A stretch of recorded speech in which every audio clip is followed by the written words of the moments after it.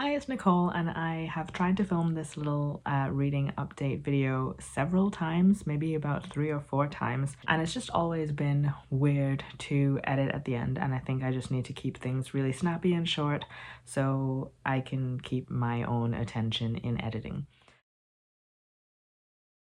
Since we last spoke, I finished about 3 books, I think, and I've started another 2 on top of the other books that I'm already, continually reading.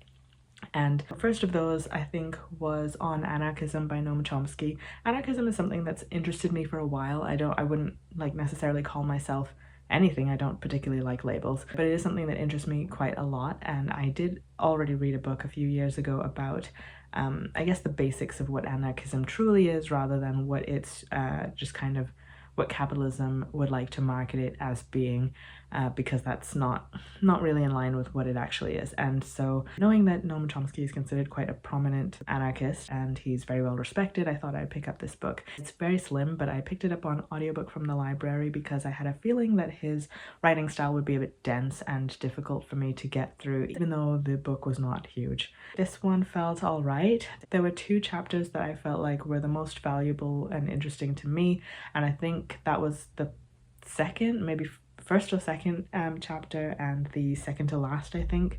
It's hard to say because obviously it's an audiobook and I didn't have the chapters there to be able to say which one, but those ones kind of detailed a little bit more about what anarchism truly is, looking at the idea that authority is sometimes necessary, but it should always justify itself, and it is on authority to give that justification and not on those being authoritated to try to find that justification. And I also found it interesting, the idea that American libertarianism is its own thing that is kind of a distorted version of what true libertarianism is in a political sense globally.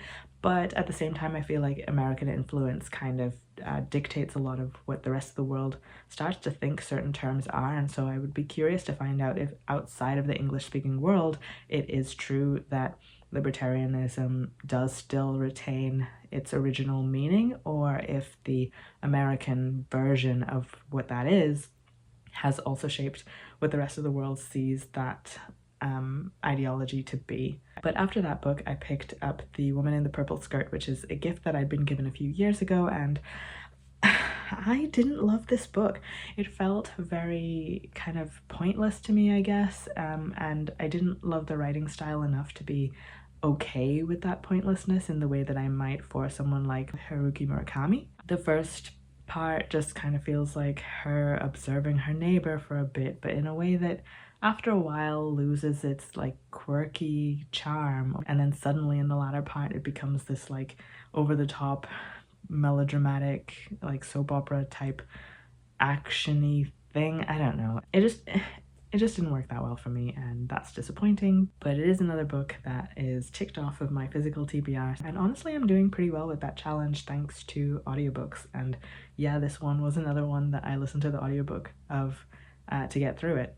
And after that, I picked up the audiobook of The Uninhabitable Earth, which I'd already got, I think, 30–40% of the way through when I was reading the physical book a while ago, years ago, and I was learning a lot of stuff. But I think the gravity of the topic on climate change and what the effects actually would look like at the various degrees of warming just got to be a bit too much for me at the time, and I think listening to it as an audiobook actually felt more emotionally manageable, partly because you're going through all of this faster than if you're sat there slowly reading through everything.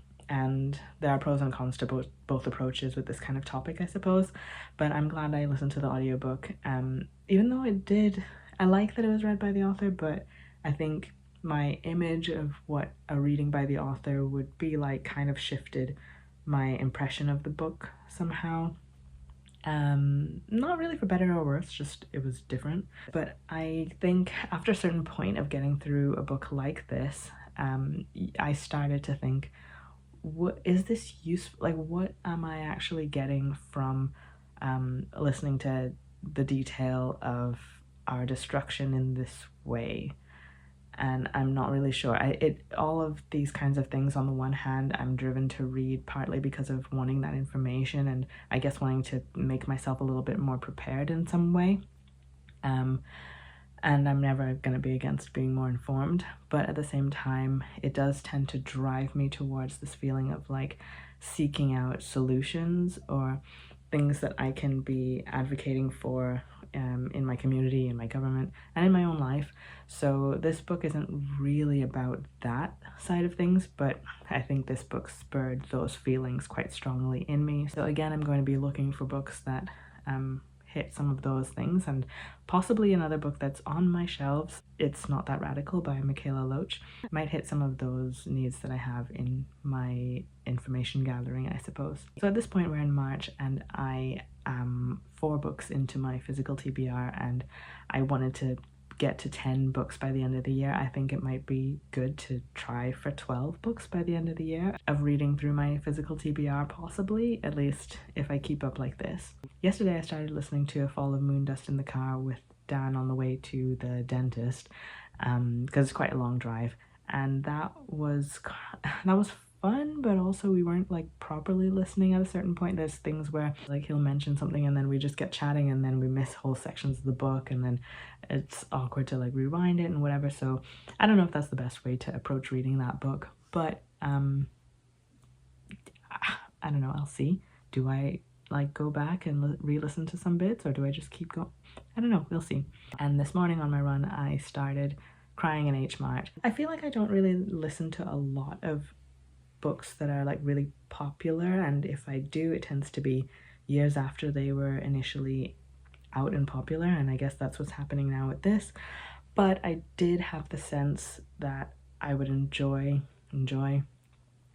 reading this book, and I am. It feels like one of those things where it's a bit weird to say that you enjoy reading about someone's grief, but at the same time I think that word is still appropriate, because if you think of grief in terms of being love with nowhere to go kind of thing, it almost feels like a celebration of their life and of your relationship with them, even if that relationship is complex as it is in this book.